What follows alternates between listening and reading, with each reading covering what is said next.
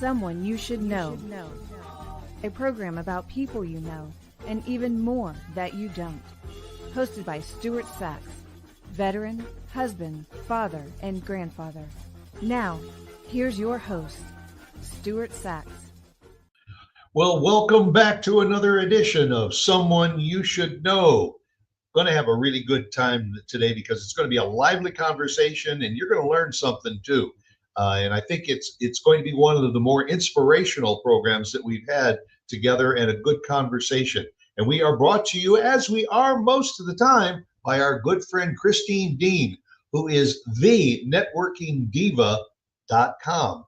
Now, if you need any kind of assistance with taking your business or your marketing plans to the next level, then consider reaching out to Christine Dean. She can answer all of your questions. She can even do it in a free consultation because, you know, we all have a presence on social media and we become very complacent with it. Sometimes it's a good idea to have another set of eyes take a look at it. Christine Dean can take a look at your website, tell you honestly if everything looks good, or make suggestions on how you can make it a little bit better. Reach out to her. Christine Dean, thenetworkingdiva.com. Well, the gentleman that I am going to introduce you to right now has had a storied past. This man has probably done more things in his life than most people can even dream of doing. And yet he has channeled it into something that I believe is so positive to who we are and what we represent in our lives that I needed to share his story. So John David Graham, I welcome you to the show. Thank you very, very much for joining me. Stuart, you were very polite when you glossed over my past. I try to be polite by saying they were detours. But in synopsis, I usually say I've been thrown out of better bars than this one. Well, either detours or you got caught in a maze that had so many different lefts and right turns.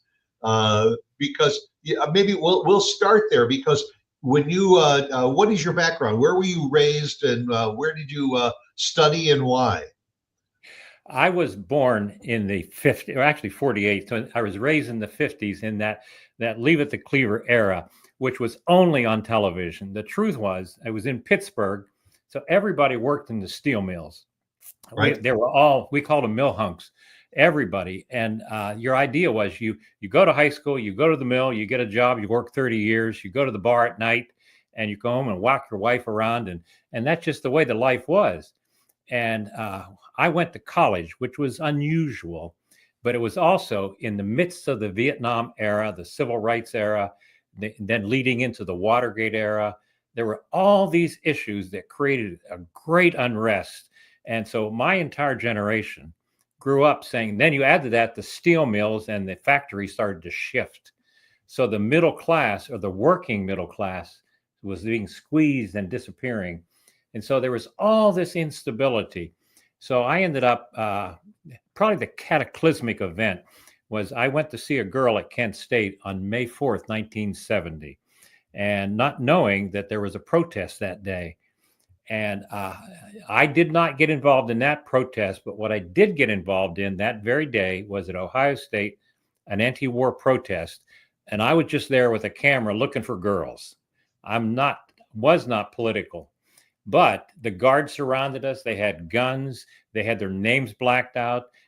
There was the potential for violence was so intense because we knew what happened at Kent that very afternoon. And I came home to my college, a little Methodist school in Kentucky, and I was trying to explain what happened, and nobody cared.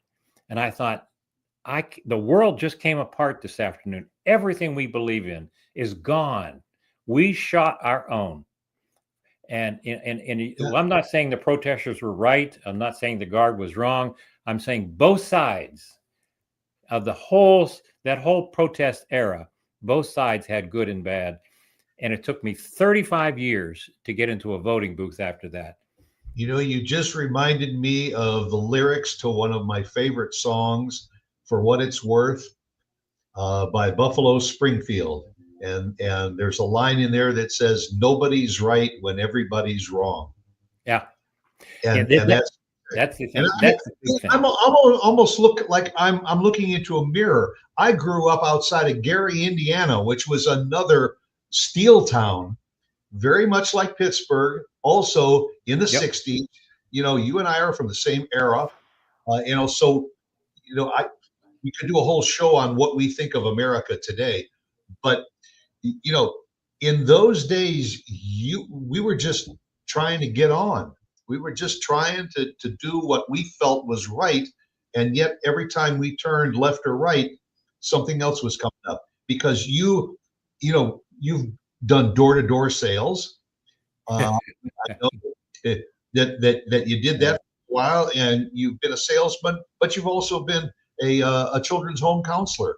So, boy, those are two completely different areas. What was it in your, back in those 60s and 70s and everything that you just started going in these different directions? Was it just because of a desire? What you saw through the lens changed your mind, or. Well, I think coming through the 60s, there's multiple factors. You come through the 60s, you begin to, because my parents grew up after the war, after the Depression, where you trusted your government. And we Right. grew up in affluence, seeming affluence compared to where they had come from. And we began to question everything. That was the whole point. You questioned the church, you questioned the government, you question your parents, a long hair, short hair sort of thing, Archie Bunker versus Meathead. And Right. and so there was this isolation.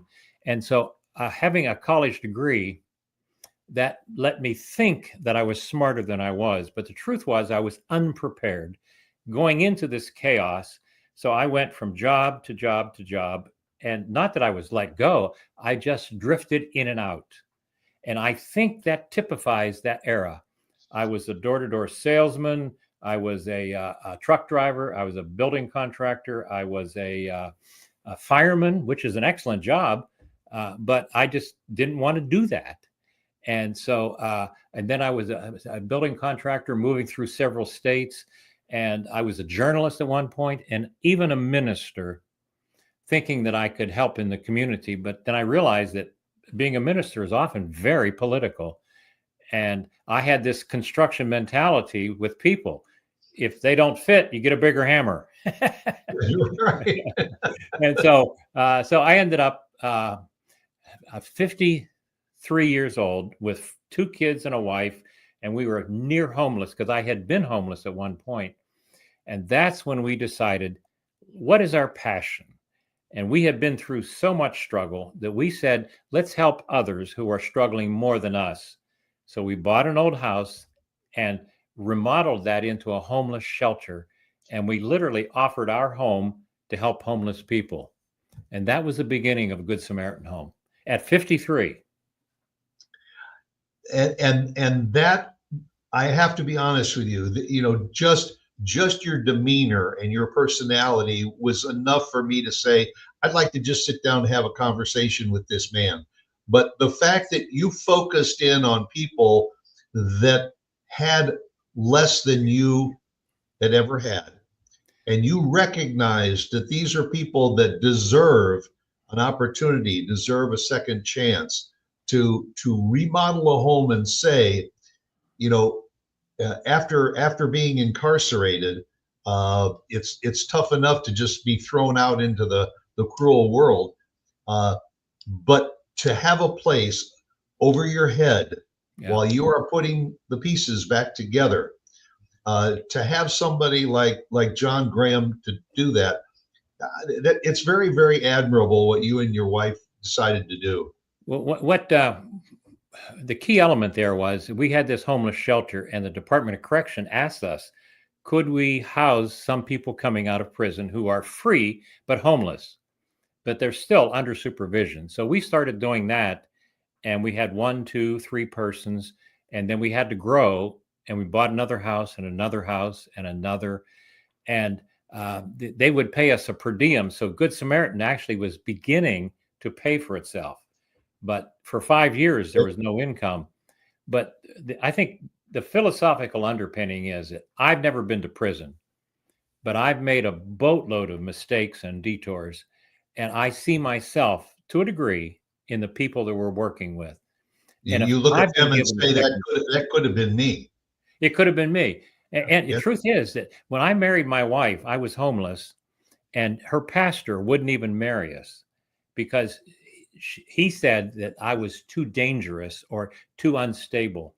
And so now, after 50 years, I like to send notes to all those critics and say, no, no, no, no, no. Yeah, yeah, yeah. And how often have you been married? Yeah, yeah. It's my way of saying we stayed together to prove it. But Yeah, she stuck with me through it all, and we've got now Good Samaritan Home has 21 houses, and 21 21 houses. houses in the Western Ohio region, and we have staff of 10 and a budget of $2 million, and we've helped 2,500 men and women coming out of prison. That's incredible. Now, is this in like a compound of its own, or are these homes that are scattered over an area? Scattered. What we do is we go into a neighborhood where it needs renovation, just like our residents, and Okay. we'll buy a home. Particularly in the 2008, when it was so bad economically, we were buying houses, duplexes for $20,000. But then, with my background, I could fix them up. So we have this scattered around the Dayton, Ohio region, these houses, and they're called independent housing. They're not locked on. They're not required to be there. It's if you're homeless, we will help you, but this is a monitored oversight, and we expect you to be accountable. And that's our rehabilitation process, holding you accountable for housekeeping, for example. Okay. A made bed is a made life. Yeah, no, and probably I think it's fair to say that those people that were taking advantage of your generosity and your hospitality were more than willing to chip in, to pay back, or if you will, to pay it forward, to say, I have been given this opportunity and all, and so I want to participate, instead of just saying thanks for the handout, and I'll wait to get more out of you. Well, for clarification, residents don't pay. There's Yeah. no charge. But you're right. We have a minimum expectation. You have 90 days and longer if needed, but we expect you to work towards getting a job. And Okay. let's suppose you choose not to, which is your choice. But at the end of your time, we'll say, we've done our best. Your time is ended. We thank you for staying with us. And if you want more time, we need you to be looking for a job and documenting that. And Okay. so some get it, some don't. But there is an option that after 90 days, if they have been trying and nothing has come up and they need a little bit more time, that is available to them. Well, the average stay is almost a year. Okay. Yeah. Yeah, and that's the reality. And we don't look at their offenses. It's not what they've done. They've been released. The Department of Corrections says they are legally allowed to be outside, but they simply need a hand up, not a handout. Okay. Generally, and this is a pretty broad question, the people that would take advantage of your homes and everything, these are these hardened criminals, or are these the blue collar type people? Are these the petty offenders, the people that would not be considered dangerous to the other people living in those neighborhoods? Well, initially, maybe, but what happened was the Department of Correction Ohio did a study, and they were showing that the low risk offenders don't need much support. They just need basic, simple services like our housing. But there are those who need more intense support. They're high risk, but and so they often have drug or mental health issues. So our second program deals with them, and they can stay upwards of a year and a half or 2 years, and many of them will never work because they have mental disabilities. Not that they're retarded at any level; they're just damaged goods. That's the best way to describe it. So our goals are, we like to think we're most of our residents are riding short ponies. So we have to aim low and say, what is your need for housing and some degree of mentoring? And that's what we try to offer. We don't try to save the world, just help. With multiple units, John, do you find that there are certain businesses and corporations that you have been able to partner with, that will look to you to help bring staff to their businesses, and they're willing to work with you to give these people an opportunity to earn a living after being incarcerated? Well, we're very fortunate in that Ohio is, even though it's a red state, it's surprisingly progressive when it comes to reentry. 25 years ago, they did a study called the Ohio Plan, based on some research from the University of Cincinnati, that reentry support actually saves the people money, because incarceration costs $109 a day, plus child support, plus lost income, plus all the residual expenses of incarceration. But if you put somebody in the community and they pay us a fraction of that for housing, and this person gets a job, he pays taxes, he buys in the community, he pays child support, and now he's a taxpayer instead of a tax burden. So everybody wins.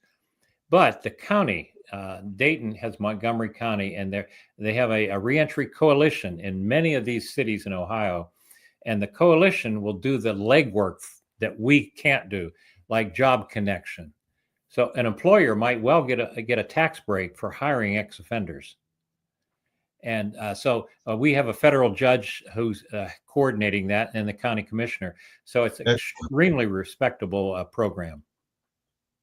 And I mean, is this a program that you know of exists anywhere else in the country, that you've modeled your program after, or is this a program that you really have put together yourself and others are looking at you as under the microscope to see how they can do it? Well, the Department of Correction came to us in 2007 and said, you have a shelter. And I'd been volunteering with the prison chaplain, so they knew of my inclination. And they said, would you help somebody with our reentry program for housing? So I bought into their program and immediately started adapting it to our mentoring philosophy. And so I would say I know Ohio is ahead of the curve, and I'm sure there are other programs out there, but I think Ohio is probably at the top of the stack. It's very impressive. We have been scrolling your website across the screen. Very easy, johndavidgraham.com. And in particular, on the website, there is a button that people can click on to go to the Good Samaritan Home, which shows a bit about what you have started. Is that a before and after picture right there when you got the house and then you fixed it up into what it is today? We bought the oldest house in town because it's all we could afford. And I took my wife in there. It hadn't been touched in 50 years. It was 140 years old. Wow. And I told her, I'll have it fixed up in 3 months. 14 years later, you see the end product. But it's a Victorian that we completely renovated, but it became a model for renovating people. And here's the ironic thing, Stuart, is that when we first started and had our first resident come from a prison, the community blew back with the intensity of the current political climate. There were letters to the editor that we were going to corrupt the community. There were petitions to City Hall. There were ordinances literally passed to block us. There were threats. I had a woman threaten to kill me in McDonald's. I had someone stab me in front of the courthouse. And I even had police protection going to meetings. But in the end, we never responded like you're seeing today with the name calling in politics. I was schooled under Gandhi and Dr. King, where you come back with love force or soul force. You become a catcher's mitt. You're not a bat. You don't swing at people. You absorb, and you let your I don't want to make it sound too religious, but basically it's a faith statement. You treat everybody, even your enemies, as potential friends. And there are times when you say nothing, and there are times when you you just move on. And it took us 7 years and 3 lawsuits, but ultimately we won out. John, to think that you started this program, as you said, you and your wife were basically homeless when you really started down this path, and now you are fighting legal battles. You're fighting governmental issues and regulations and all to say no. What we're doing is right, and so we're going to continue to do it no matter what it takes. So obviously, you didn't come from deep pockets to say, we'll no matter what it costs, we'll take care of this, because you knew that you needed to take care of the people that you were going to be serving with this program. No, we had no money. We bought after our own house, we bought a house across the street. My wife had gotten a very small inheritance when her parents died, and she donated that to buy this building. And I spent 2 years literally crawling through every nook and cranny to remodel that so we could use that as our first reentry house. So we had no money. And of course, there's always rumors that we're getting rich, but the truth was that my tax records are very clear that there was never a dime in salary for the first 5 years. And whatever income you did have, you had poured it right back into the cause. Well, we used our money to buy the houses, our personal money. Yeah. And so, but the thing is, you register with the state, you register with the IRS. I have an accountant, I have an attorney, I have a money manager. All those things keep us not just legitimate, but above reproach. In fact, I just got a letter from my accountant saying she has questions about this, and this. Can you explain it and show us? And we do that because we are, in this day and age, people love to imagine dirt and throw it out there. So right. we have a responsibility to be above reproach. And use that word transparent. Yes, about what you're doing and why. Well, I can certainly understand that when you bought this first house, and then the neighbors, who obviously it wasn't the creme de la creme of neighborhoods in the area, if there were buildings that were that old and that much abandoned. But when you went in, you said you got a lot of blowback from the people that were in the area that were not happy that now you were going to be bringing in these quote unquote ex-cons into the neighborhood. How do they perceive you and what you're doing today in those neighborhoods? Well, being quite simple, they now wave with all their fingers. Yeah, they used to wave with one finger. Yeah, right. Read between the lines, right? Yeah. So, but actually what happened was, what started out, Stuart, was we took a snowblower, and when it snowed in winter, I started cleaning everybody's sidewalk without saying a word. And my guys and I would do that. And in time, they saw us as a benefit. And what I saw was one neighbor fixing up his house, another fixing his house. The police calls to the neighborhood were less. There was less conflict in the street. I saw the neighborhood start to transform. And I give credit to the veneer of our house that had been cleaned up for the first time in 50 years. So it was a living symbol of our work. So, my father always used to say, you're either part of the problem or you're part of the solution. Yeah. And so you started to see people in the neighborhood becoming part of the solution for the entire neighborhood because of what you were doing. I think a big factor was that the Department of Correction opened up the program to common pleas courts in the local community. So the local county probation office started sending referrals to us, particularly with the meth and heroin epidemic, which hit everybody. So we were getting people it still does. So we were getting local referrals. So that negated this outsider argument. But we calculated that the local people who should have gone to jail were coming to us and getting jobs. And we were literally saving the county $1 million in jail costs. And that spoke louder than anything I could say. So yes, now the I would say I can walk down the street and not have anybody say anything or do anything. I'm still an outsider because I wasn't born there, but they accept the fact that, in fact, some people even they'll say, "I haven't seen you in 20 years. How are things going?" So I would say it's come a long way, and I don't have to look over my shoulder like I used to. Do you see yourself as a celebrity, as a hero? No, actually, the truth is that I'm very hesitant with the public format. Well, there's a saying with John Kennedy: we love to create our heroes, and we love to tear them down. We made John Kennedy into a Greek god, and then we tried to find all of his sins to prove that he wasn't a god. And how much more so today? So when I was a journalist, I didn't do as well as I should have, because a journalist has to be aggressive and has to be in front asking questions. A digger.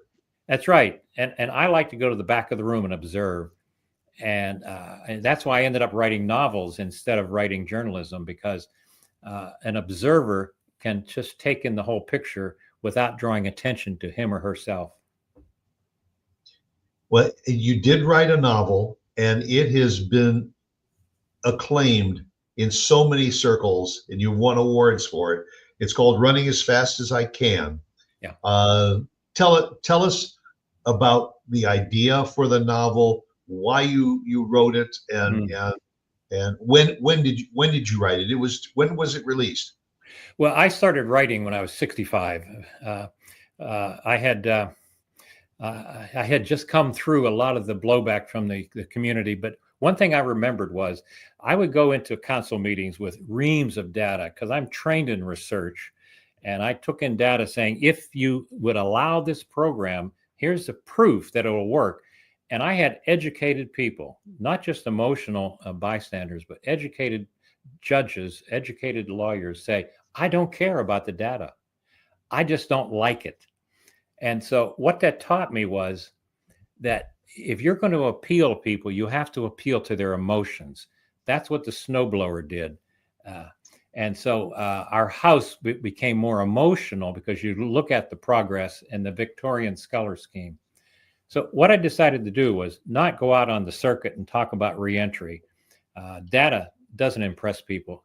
I wanted to write a story about somebody who got a second chance. And Daniel Robinson is fictional, but I think he's probably every one of us. He grew up in a home without close family contact. His father was an alcoholic. His mother was mentally unstable, depressed. And he went to live with his pastor, and his pastor abused him. So everywhere he went, his world crashed in on him. So he spent traveling through the 60s like Forrest Gump, looking for connection and a new family. And ultimately, he finds out that the demons that he opposes are in him too, that he ended up hurting people the way he was hurt. And that's often the case with our residents. Abused people abuse others. Yep. But Daniel did find love, and he did have a family, but it's always gray. That's life. And what I've heard coming back from readers is that they cried through the whole story. They laughed, and they had Kleenex at every page because they couldn't stop reading Daniel's story. They felt it was their story. Do you think that there's a movie about this book and about this concept in your future? I like to compare it to Where the Crawdads Sing and Forrest Gump, because the storyline is similar. But if I can get Tom Hanks to play the part, I might be convinced. But I don't think he's available right now. and I'll be candid. I've often teased myself because we've gotten 33 awards for the book, so I know it's a good story. But Hollywood has a tendency to retell it in their own vein, and it's not a religious book, but it's filled with faith and hope and second chances, and that's the key element. And Hollywood has a tendency to make things more abdominal, more sexual than it is intellectual. They take a good story and they embellish it. Yeah, they moved from the living room to the bedroom too quickly. No, it is a fascinating story. And again, the book is running as fast as I can. For those that are watching and listening, Google it and find it. You actually you can go to the Good Samaritan home.org. You have a website there too to learn more about it. And it's showing a bit about the book. I'm thinking on your website. I think that is there a button there for the books? If I'm not mistaken, there it is. That's There the it is. book. There it is. And Yeah, and that the encapsulates the story right there. I was going to say the cover photo says so much in itself too. That it makes you want to read it. I read some of the reviews of it. Unfortunately, I have not gotten my copy yet, so I do want to read the book. But the reviews of people have said exactly what you said. There were times that you were smiling at what was going on, and other times that you were reaching for your sleeve or Yeah. for a tissue. And that is very much the life of someone who has made mistakes and has been incarcerated, and they have paid their price, they've paid their dues, and they come out, and now they're faced with, what do I do next in my life? And to have a program like the Samaritan Inn that you have for them, I think it's incredible, and that's why I said earlier: is this a model program that you have been able to share with other municipalities around the country that say, this guy's doing good work, and we could do that in our community too? I've had a few people call me, but I don't try to pretend that I'm going to be an entrepreneur on that level. I have no plans to franchise, of course, because what I found with these podcasts is that it's more universal, because I don't recommend anybody like you or your listeners take some stranger into your home and do what we did. Right. Ours is an extreme example, but if I can motivate you to help somebody that you come across in McDonald's, not just give them $5, but maybe sit with them while they eat, maybe just listen. I think that's how we can deal with it, the anger, the fear, and the violence in our community today. It's not through a political action committee. It's through helping somebody in your vicinity, in your proximity, just being the Good Samaritan. And the program that you mentioned earlier about the snow blowing, and when you finish with your driveway and your sidewalk, go to the neighbor that might need some help, and then all of a sudden that neighbor looks at you with different eyes. I have a good friend on the south side of Chicago that has been doing that by getting disadvantaged kids from the hood out there with snow blowers and snow shovels and all, and doing that for the neighborhood each winter, and all to make the people feel better about their communities. And I have been told, and this was recently, that you either stand by and look at a situation, or you stand up to be a part of it. And all. So that means we have a choice as human beings to be upstanders or bystanders. And by being involved in a program like this, you become an upstander. And I think that it makes people that assist you feel better about themselves to know that they are also helping. Having said that, do you have an outreach network to find volunteers to come in and assist, sit down, play checkers with some of the people in your homes, just be a part of their lives, to let them know that there is a great life outside of prison walls? There have been occasions where mentors will be involved early on in particular, but the truth is that that's a very steep learning curve. And there's a phrase in the Bible about when you help somebody, you should be wise as serpents and gentle as doves. In other words, we go in with our eyes closed, thinking our good works will change the world. And the truth is, you get your pocket picked. So what I recommend is we don't try to connect people with mentors, but if that happens, we don't discourage it. But I'm very careful because we never forget we're dealing with people who've been to prison. I'm not a hug a thug fan where you simply say, whatever you want to do, I'm here to show you God's love. And here's $20. We just don't do that. We say, here's a lead on a job. I will help you, but there's a curfew. Be back at 10. Man, you may not see yourself as a hero, but I do, John, because, I grew up in an era, the same era as you, where when people were down on their luck, you used to hand them $1 and help them out. Yeah. Today, you hand them that $1 or something, you don't know exactly where it's going to go. And there are homeless people in every major city, even in some of the rural areas of this country. Oh yeah. That need help. And what you said earlier is, instead of giving somebody $5 or $10 and saying, go over to McDonald's and buy a meal, go over there with them, tell them to pick out whatever they want on the menu, and then you pay for that meal and let them sit and eat that meal and fill their stomach, rather than maybe taking that $10 bill and going down to the liquor store down the way and spending it in the wrong way that you had for them. And you have to be careful, even sitting to have lunch with somebody. We just have to be wise. So I would never go in with just my altruism. I would make sure I have a board of directors to make sure I keep my nose online, because I could lead to the left out of my altruism and go the wrong direction. So I would say, and church groups can be wonderful, but they also can be very naive.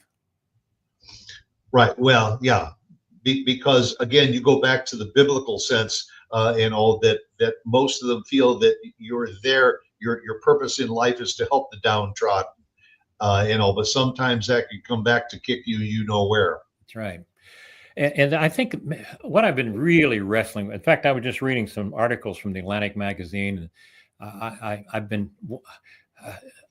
probably too much reading the news of the current political situation, because it's probably the closest to 1968 I've seen. Whether you're on the left or the right, it doesn't matter, because the climate right now is a great deal of animosity towards the other side. Volatile. The current flaming issue is deportations, but it's the idea of those people. But I think we as a nation are built on this idea of second chances, and the Christian faith is built on second chances. So I believe we have to do like Ronald Reagan did. We have to trust but verify. Right. And there is a balance, instead of simply sending somebody to El Salvador because they don't look like us. I'm curious. You've been doing this for close to 20 years now. That you have been helping. Have you had any success stories where somebody that you helped out years ago has really turned their lives around, and they came back to you to shake your hand and say, you helped me once, and I want to thank you? Ironically, our very first resident, the one who was at the heart of the blowback from the community, his name was Reggie. He came from Cleveland, and he was a black man coming into a rural white community. He said he was as scared of the white folks as they were of him. But clearly race was a factor in the resistance, because if you look at the news, you only see black people being arrested in the city. There's an assumption that it's always a black crime issue, but prisons are predominantly white. We just don't recognize that. But Reggie was with us for several months, I think better part of a year, in our own home. And he got his own house, got a job, got married. 24 years later, he calls me up and says, I'm driving for UPS, and I've been sober, I've been clean, I hadn't had any trouble, and I happened to just read your book. And he said, "Was that about me?" Because there's a character in the book who came from prison, and he was a black man. I said, "Okay, Reggie, if you want it to be about you, it's you." But it was actually modeled on the principle of Reggie. Yeah. But Reggie he's a long track record of proven to the community. He's a taxpayer.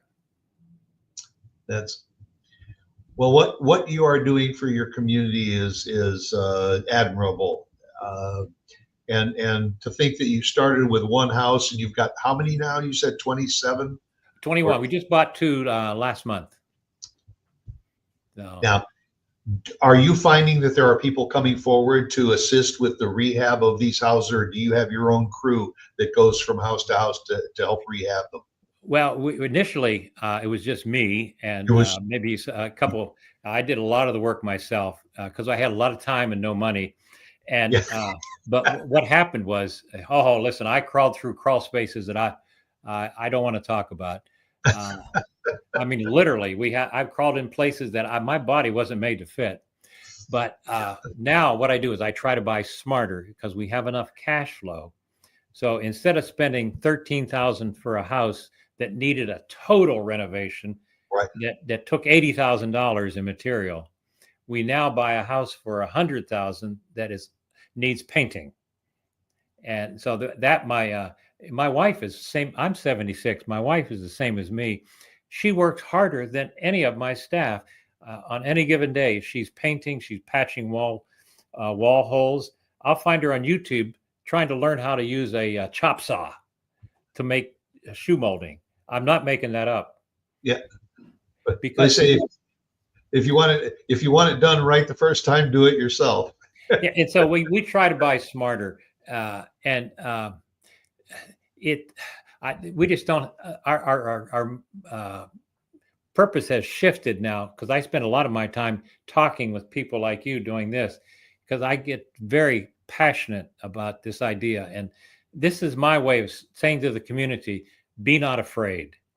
There is hope at the end of this political nightmare. Whatever your view is, we will get through this. And second chances, everybody, you and I have gotten them. Everyone needs one. And I think it's resonating with the community. Absolutely. Well, I can't thank you enough for taking the time to share your stories with me and with my followers. Again, the book is running as fast as I can. Check it out, folks. It's a good read. Believe me. As a paid political advertisement here, it's free right now on Kindle Unlimited if you're a member, but you can even download some free chapters from my website if you're not a member. So check it out. And it's only $5 for the ebook version. That's a deal, folks. Yeah, think of it like it's a Big Mac that won't go to your hips.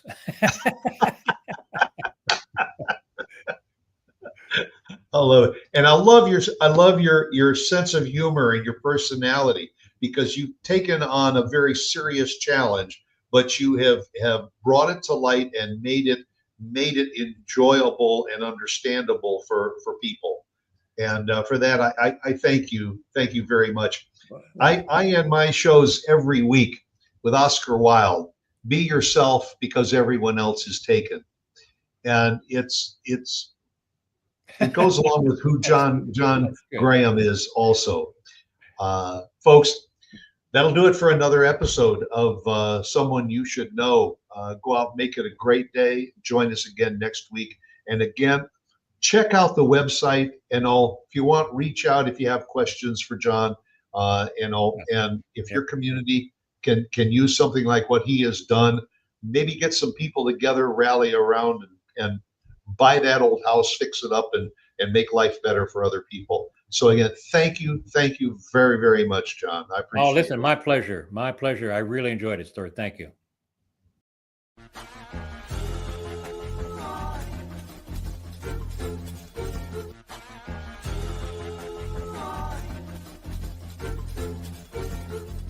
Someone You Should Know.